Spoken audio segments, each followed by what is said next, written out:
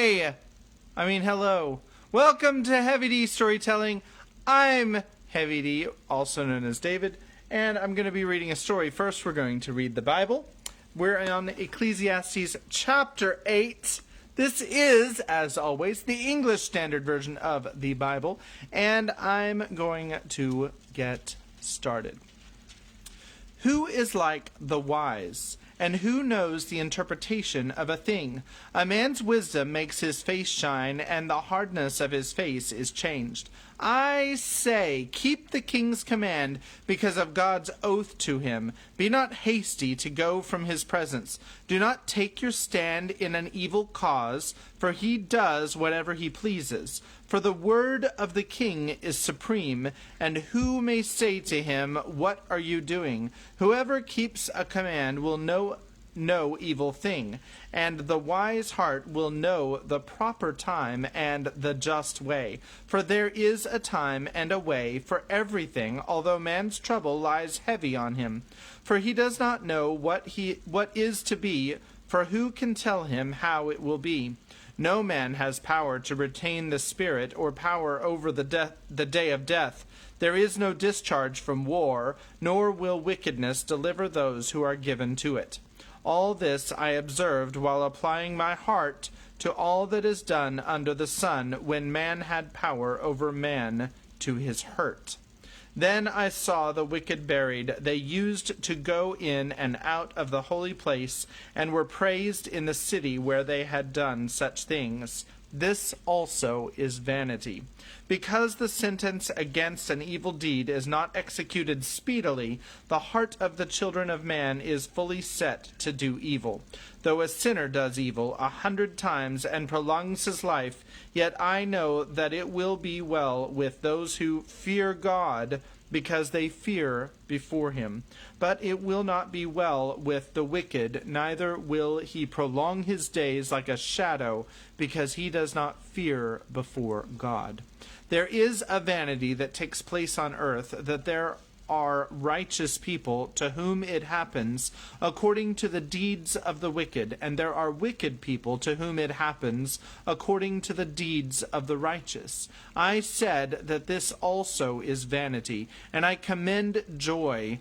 For man has nothing better under the sun but to eat and drink and be joyful, for this will go with him in his toil through the days of his life that God has given him under the sun.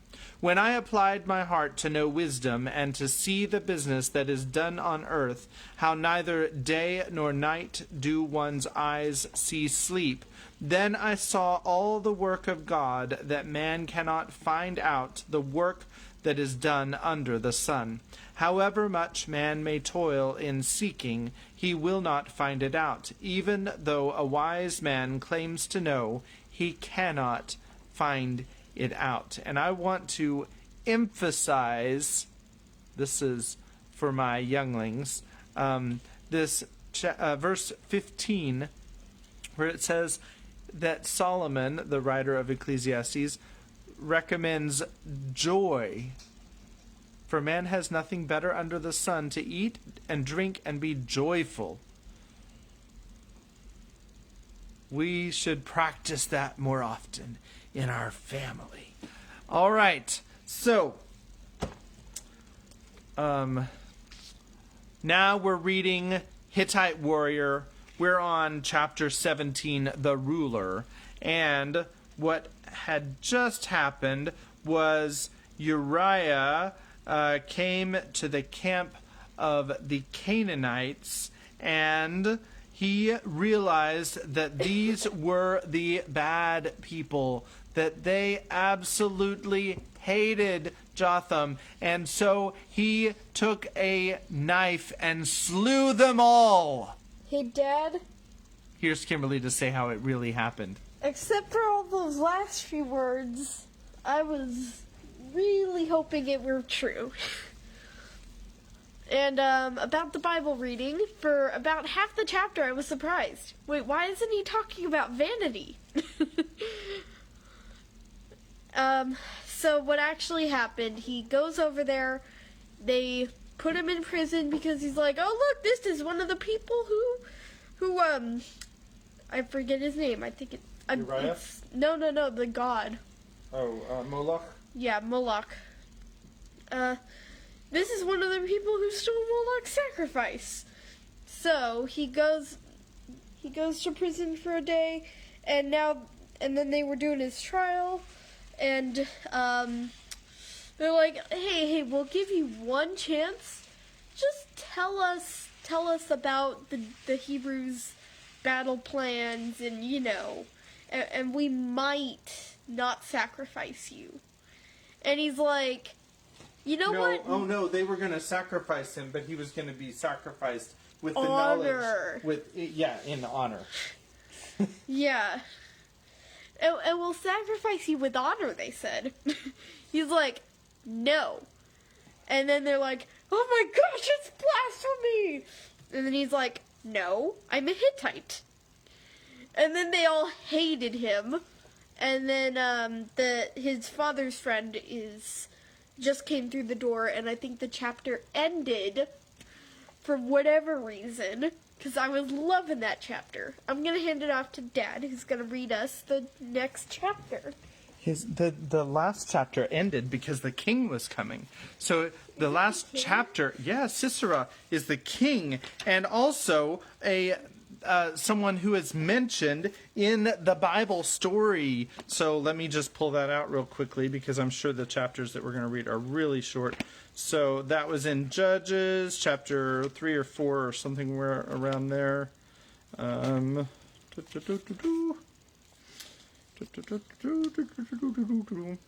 Sisera, there he is. Sisera was told that Barak, the son of Abinoam, had gone up to Mount Tabor. Sisera called out all his chariots, 900 chariots of iron, and all the men who were with him from Harosheth. Oh, look, there's the name of that town. Hagoyim to the river Kishon. And Deborah said to Barak, up, for this is the day in which the Lord has given Sisera into your hand. I'm not going to give away too much, because I have a feeling some of that might be about to happen in the story. Oh my gosh, all right. So, here we are. I'm practicing because my kids like watching these YouTube videos where like something really minor happens and they scream and go crazy, and it's a little irritating. But that was just my little practice at doing that. Maybe we get better reviews if I behave like a YouTuber. So, all right. So now we're on chapter 17, the ruler. Let me set it up because it was a great setup. The high priest turned to the guards probably to tell them to take me to the river, but I will never know for sure. There was a pounding on the heavy wooden door of the chamber, and a voice called from outside, "Open for the Lord Sisera, Great One, captain of the hosts of Canaan, defender of the city of Harosheth." Chapter 17, the ruler. The door was swung open. A man walked into the chamber, and I knew that he and no other could only be the Great One of the city and of all the hill cities of Canaan. All the room seemed smaller for his entrance, for he was a big, black-bearded man, the tallest and broadest-shouldered among them all. He had wide-set eyes, black as night under thick, straight brows, and the nose of a hawk, a Hittite nose. Every curl in his rich beard was oiled, and it was held in place by a golden mesh studded with jewels. The rings on his hands, the gold collars and bands about his neck and arms dazzled the eyes. The sacred metal about his neck was carved lapis lazuli, and a single emerald from Egypt of great weight studded his right ear. All except the high priest of Moloch cringed and bent before him. "The great chair," called the chief elder. "Let the great chair be brought for the ruler of Harosheth." "There is no time," said the Lord Sisera. He sat himself down unceremoniously on the high bench, and the chief elder and the priest stood respectfully beside him. He sounded grim and angry. Great things are happening. Even as you sit here, I have had news that the town of Bethshan has been raided by Hebrew tribesmen. Squads of soldiers have been attacked and slain by bands of shepherds. Never in 100 years have they dared such things. It has begun. A babble of voices began in the chamber, but was stilled when the ruler turned his blank, dark gaze upon the elders. I stood bewildered in my chains, thinking that I had been forgotten by everyone, but all the while my eyes were on the Great One of Harosheth, and my heart was saying, "This man was my father's friend." "The council will hear the words of the Great One without delay," said the chief elder shrilly. "Let the prisoner be taken back to the prison." "Wait!"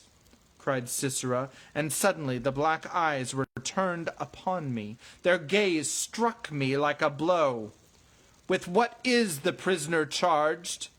"He is guilty, my lord," said the priest of Moloch, "of the highest sacrilege against the gods. He has cheated the Lord of Wrath in Tyre of his sacrifice."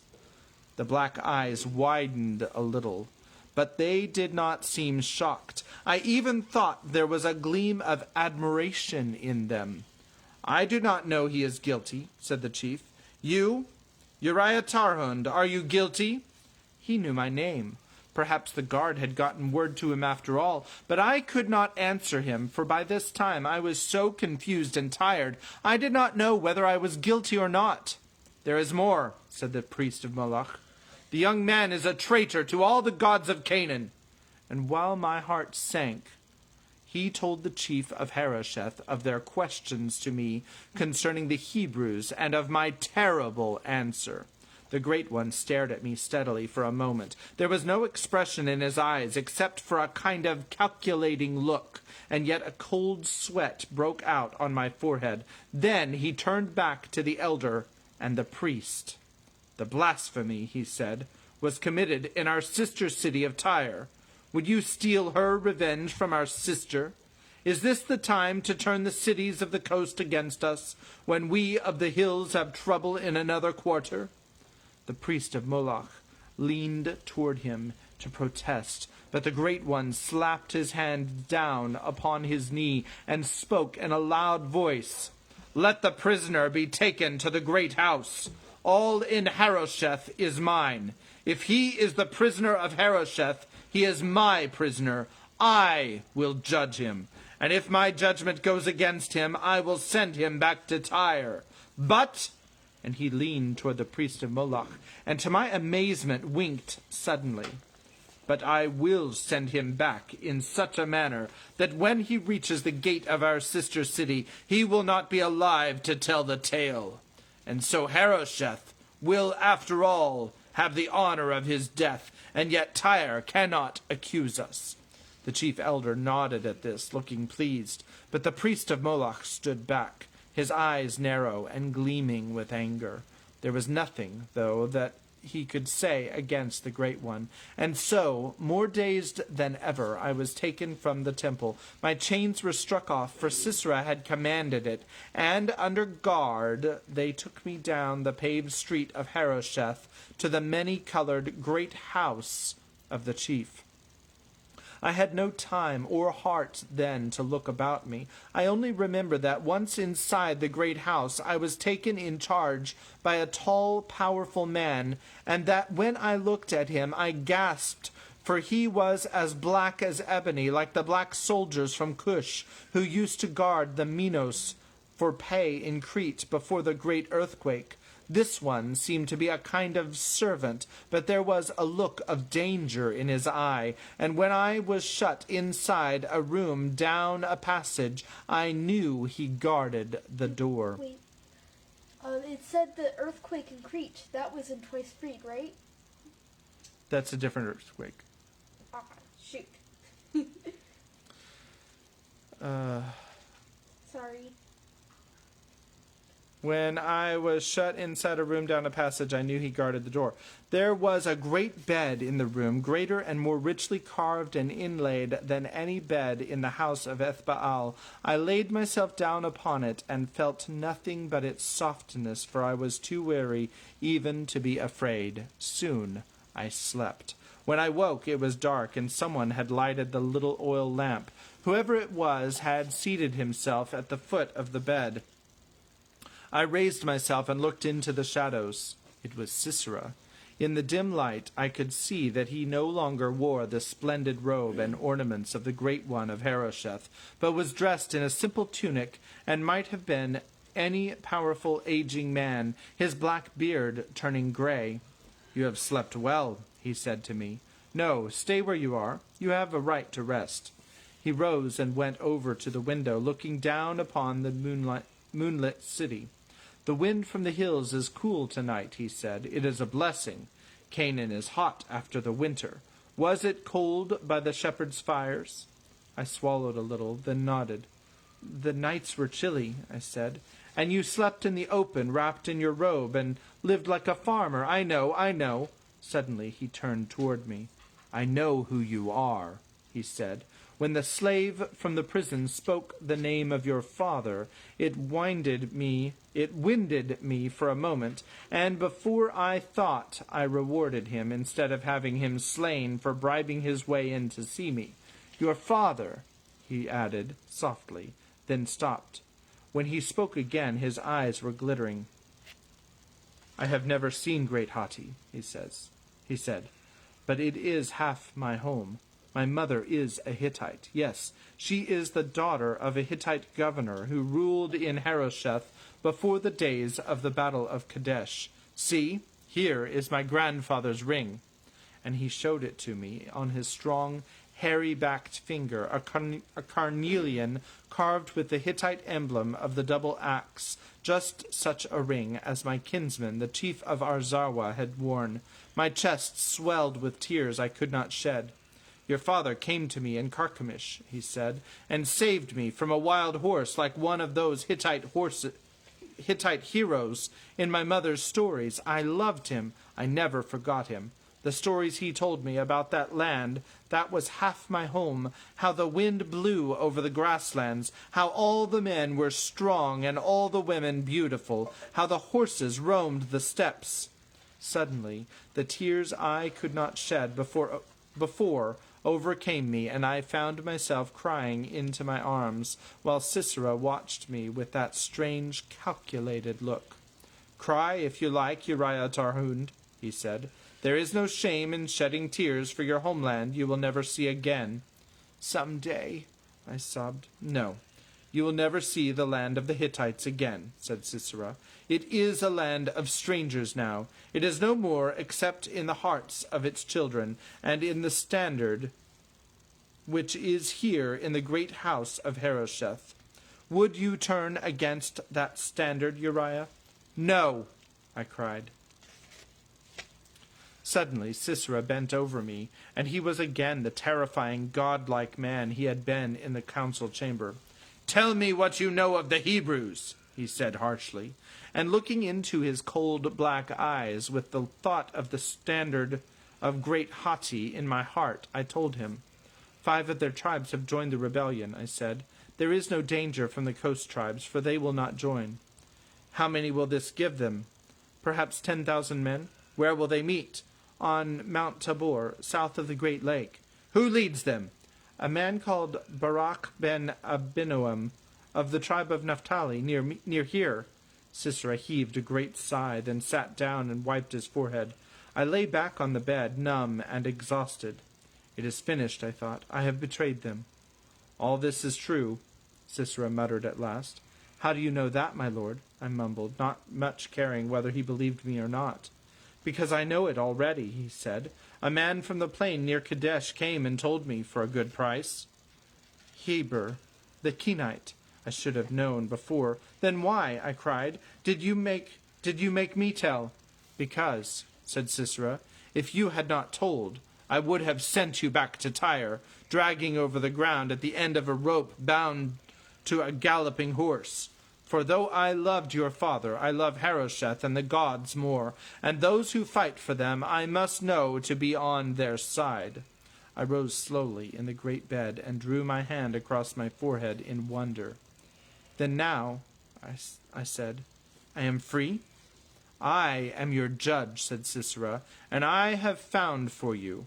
But the priest of Moloch, the priest of Moloch will bow before me like all the rest, said Sisera harshly. I am the great one here. Now get up. I obeyed him, as all must. I have something to show you, he said. I followed him down the great stone stairway and into the dark street of the city. The black man who I learned later was Sisera's armor-bearer and charioteer, and his bodyguard against assassins, walked silently along with us, as did a servant bearing a torch. I drew the air in the fortress city deep into my chest. I should rejoice, I thought, that I am free again. But I could not rejoice. I could feel nothing at all. As we walked, Sisera talked calmly of preparations for the fighting. There is little time, he said, to send for horses and chariots from Egypt. If they would send them, and I think they would not. Egypt has troubles of her own in these days, but there are still horses in the north, chariots too, and our own workmen here in Canaan are becoming more skillful. How many will there be? I asked him, not really caring. Enough, he replied. 20 horses for our troops are stabled here in Harosheth tonight. That is where I am taking you. For the first time my heart stirred. There were few horses in Canaan except those imported for battle. These Canaanites do not love horses. I have seen them shiver at the thought of them, as I have sometimes shivered at the thought of an Egyptian cat. But already my hands were aching for the feel of the smooth skin over the moving muscles, for the touch of the soft muzzles in my palm. They took me to the stables near the city wall with its roof of palm leaves. I could smell the well-remembered stable odor, hear the familiar stable sounds, the soft puffings and pawings. The servant held the torch aloft as I ranged over the open stalls, feasting my eyes on the handsome animals and whispering to them. Suddenly I stopped. In one of the stalls was a stallion, a little larger than the others, of a shining honey gold. His ears were longer, too, and his ribs strong as a barrel, and he had a look of horses from the south. My heart beat faster. Where did he come from? I asked. He is not a northern horse, but neither is he a horse from the desert. Sisera said nothing. I stepped closer. The animal whinnied in alarm, then bent his head and laid his muzzle against my cheek. Then I knew. The Barnish, I said, my colt. I raised him. I trained him. I gave him to the great one in Hattusas because he was the best I had to give. Look how he knows. Look how he knows me. My arms were around the strong neck, my face buried in the short, coarse mane. The Canaanite servant looked a little sick, but the startling eyes of the black man gleamed. Where did they find you, you beauty, you darling? I cried. He was the favorite of the young lord of great Hatti, Sibiluliuma, said Sisera, he who would have been the second of that great name had he not died with his father at the hands of the sea people. I found him by chance on a trip to Carchemish. He was in the stable of the young king's armor-bearer, who had escaped from Hattusas after it was destroyed. He told me who it was who had given the animal to the king, and it seemed as if it was a sign to me, and I brought him here. If you had answered me falsely, he would have dragged you on your death journey to Tyre. But now he will draw your chariot in battle against the Hebrews. Chapter 18, The Hosts of Canaan. In the days that followed, I saw little of Sisera. It was a time of quiet in Harosheth. The great men of the town conferred together, and the people gathered about the walls of the great house and the council chamber, hoping for scraps of news. Every day runners left the city with messages for other inland towns like Megiddo and Tanash. The air about the city was often alight and smoky with fire signals. I was to serve in the hosts with the heavy chariots, but my training would not begin till we had marched out and the armies had gathered at their appointed meeting place. So for the next few days I was much alone.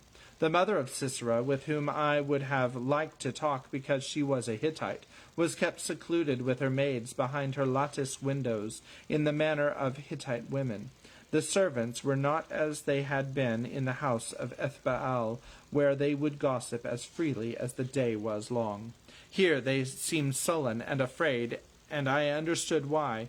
On the morning that one of them was taken into the huge courtyard and beheaded in the sight of all the rest, he had, I learned, broken a vase of which the head wife of Sisera was fond.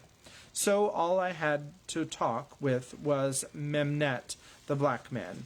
He, too, seemed sad and sullen, but was not afraid. He had been sent as a boy, he told me, to Egypt from Cush, to serve in an Egyptian guard. He had been sent by the ruler of Cush, but the rulers of that once great land of the blacks had for many years been nothing but the slaves of Pharaoh, echoing his orders. Then his company had been sent to Canaan, where Sisera had seen him, and, impressed by his great strength and savage look, had made him his bodyguard. "Would you like to go home?" I asked him. "I would like to see the great city of Mem again, and the forests and the plains, and the prince in his ostrich-plume crown," he shrugged. "But it is not my home. For many 100 years my people have had no home." I thought of my father saying, "It is not your home, it is their home now." To take my mind off that, I asked him, "How is it that you are not afraid of the Great One like all the rest?" Memnet threw back his head and laughed for the first time since I had known him. "It is not all the rest who are afraid of the Great One. It is he who is afraid of them." I did not understand this. I did not like to think of things that puzzled me, so I put what Memnet had said out of my mind. "Barnish," I whispered to my beautiful horse on my daily visit to his stall, "you and I will never understand this strange new world where everything changes from day to day, and nothing is what you think it is, and every minute you must make a choice. But you and I are together again, and that is enough." The day came when we were to ride out to the encampment and meet with the hosts of the other towns, and for the first time I saw my chariot. It was not mine alone, for it was a heavy Hittite car for 2 riders and a driver. This was the great weapon of the Hittites, perfected by them, and once used in the conquest of half the world, even to the borders of Egypt. It was sheathed and shafted with bronze, and had swift round wheels made more deadly by the sharp, costly iron scythes that stood out from them.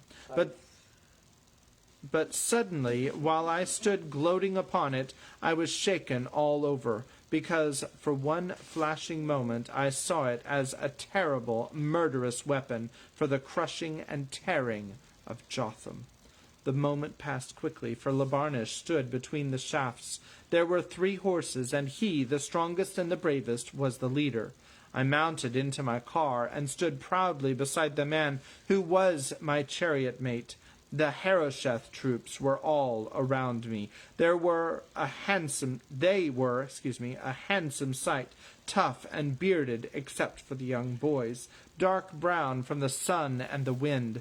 We were all assembled by the gates of the great house, waiting for Sisera to appear and take his place. He did not come for a while, and I knew where he was, in his mother's rooms, unable to tear himself away from her presence. For of all people in the world, Sisera loved his Hittite mother the best. When he finally appeared, cheer after cheer went up, and I thought that, whatever the truth of Memnet's words, Sisera surely did not have to fear his soldiers. He mounted into his light chariot, shared only by Memnet, who stood straight and still as an ebony statue. For a moment, nothing of either of them moved except Sisera's black eyes, which swept us all with their expressionless gaze. Then the Great One raised and lowered his arm in a swift gesture. The men began to march and the chariots to roll. Many people were crowded into the main street of the city to watch us go out. Palm leaves were waved before us, and heads were thrust through windows. We came to the city gates, and I closed my eyes against the sights of the place of execution, where such a short time ago I had expected to die beneath the crushing stones. Even now, executed men were hanging head downward from the walls. The sun streamed down upon me, and Barnish was in the traces before me. Still, I turned away my eyes. The encampment of the hosts of Canaan was not far from the city. Its dark tents rose ominously, and all the ground within their circle was kept neat and unlittered, as was pleasing to the gods. My chariot mate and I were to share a tent with 2 other young men. We were sent to our quarters and came face to face with them that first night. Both of them had been lying on their backs in silence, but they sat up when we came in to satisfy their curiosity and welcome us after a fashion. To my surprise, I saw that one of them was a Hittite, with his hair braided in the Hittite manner, from the north somewhere, I supposed, judging by his fair skin and light-colored eyes. Haruwandulus of Sinuwa, he introduced himself sourly. Sinuwa was on the Black Sea of the north, and the Sinuans were a rough, suspicious lot, who kept to themselves with their fish. This one, said Haruwandulus, pointing to the other young man, calls himself Ahmoses. He is an Egyptian. He spat. So, Haruwandulus, that's the name that Kimberly's going to remember tomorrow. Actually, probably not tomorrow. I stopped myself just in time from making a sign against evil. This was the first Egyptian soldier I had ever come upon at such close quarters, and I stared at him with great curiosity. He did not look evil, being very thin and rather frail-looking. He had a dark face that I thought ugly, being thin and delicate, but with a heavy, stubborn jaw. There was something more about him, something strange. I kept thinking that I had seen his face before, though I knew it was not so. "Do you play hounds and jackals?" he asked me. I shook my head, still staring at him, and he sighed and lay back again on the ground. Later, though, he brought out his checkered board and offered to teach me the game, but I refused. I had been told too many stories of Egyptian soldiers when I was a child, and I could not forget them. Besides, I noticed that he had brought with him no sacred medals or household images for prayer, as had all the rest of us. All he had was his Hounds and Jackals board and an old copy of the ancient Egyptian classic Sinuhe, the Stranger. Ha ha! More on that later. I wished I could bring myself to ask to borrow it, for I had heard of it and often wanted to read it. It was actually written during the 12th dynasty, which is the time period that my story is written about. So that's kind of interesting. Sinuhe. All right. I mentioned this outside the tent to Haruwandulus. "You bet you let them make you read?" sneered the Hittite boy. "I took you for a soldier, a man of high caste." My mouth fell open. "As for him," he jerked his thumb at Ahmoses and raised his voice so that he would hear, "I spit when I see him. Nothing but evil ever came out of Egypt." He turned and strode away from me. I stared after him. His words sounded strange, ugly to my ears, and yet they were words I might have spoken myself a year ago. This was another puzzling thing that I put out of my mind. In the days that followed, the hours of training were long and strict. Our hosts were made up of all kinds of men. There were Amorites and Arameans from the deserts to the northeast, Hittite mercenaries in exile from their country, like Haruwandulus and myself, Egyptians from the garrisons of Pharaoh in Canaan, some of them blacks from Cush, like Memnet, and, of course, the Canaanite troops themselves from Harosheth and Megiddo and Tanakh. the great cities of midland Canaan. And all eyes were turned toward the great tent of Sisera.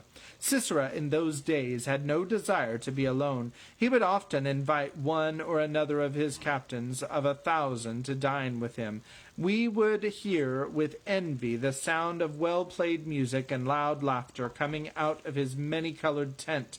I never dreamt of being allowed within those well-guarded precincts. So it was with great surprise that I looked up one night to see Memnet, stiff and magnificent, gleaming in his ornaments, standing before me. Uriah Tarhund, son of Arnandash, you are summoned by the captain of the hosts, he told me. You are to take wine with him tonight in his tent.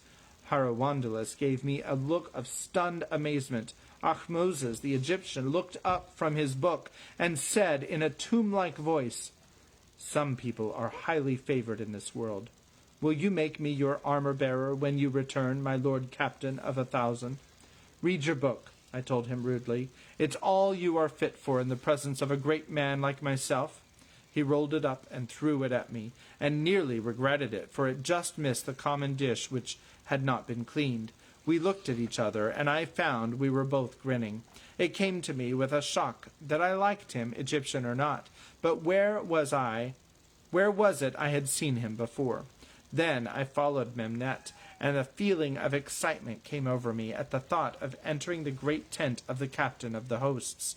It was more like a great house than a tent. Woven of many colors, it covered much ground and was divided into large quarters, some of them for Sisera's servants and entertainers. Inside it was furnished with costly rugs and the finest of carved and inlaid furniture. The image of Dagon that had been brought from Gaza was there for Sisera to offer to, of polished ebony with a head of lapis lazuli. And Sisera was there too, dressed as for a feast. But the tent was cleared of all except him and me and Memnet, who stood silently in a corner, and a girl musician who offered me wine in a cup of polished bronze. "Drink, Uriah Tarhund," said Sisera. There was a look in his eyes that I did not understand. Wondering, I obeyed him, draining the cup to the last drop. The girl took it from my hands and slipped away. "Now," said Sisera, and his voice was strange, "you and I together will pray to Teshub, king of Hittite gods, most mighty of all, for you are a true Hittite, the son of my beloved friend, and surely he will bless us both." In the corner was the stone-cut image of Teshub as the bull, and it was to him we went, not to the gleaming image of Dagon.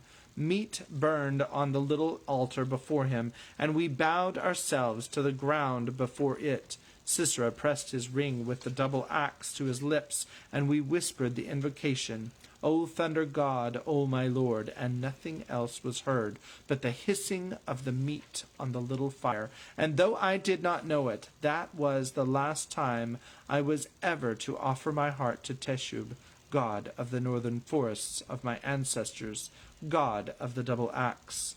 When it was over, I looked at Sisera with all my questions in my eyes, and as if I had spoken, he answered me. "We move out in the morning," he said in his calm, flat voice. "Say nothing to anyone else. They will know when the sun comes up." My heart beat faster. The day was at hand. Soon I would know what a battle was. "One thing more," said Sisera. "If I should not come home to Harosheth, for who knows the will of the gods, you must go to my mother. Remember, she is a Hittite woman." He looked like a man who had seen an omen, and suddenly I knew what the look in his eyes was. It was a look of fear, but that could not be. I told myself it would not be half-armed, wandering tribes from the hills of Canaan who would have the glory of the death of Sisera. But Deborah and Barak and the Hebrew God came into my mind, and suddenly the thought came to me that even I might die. And what then?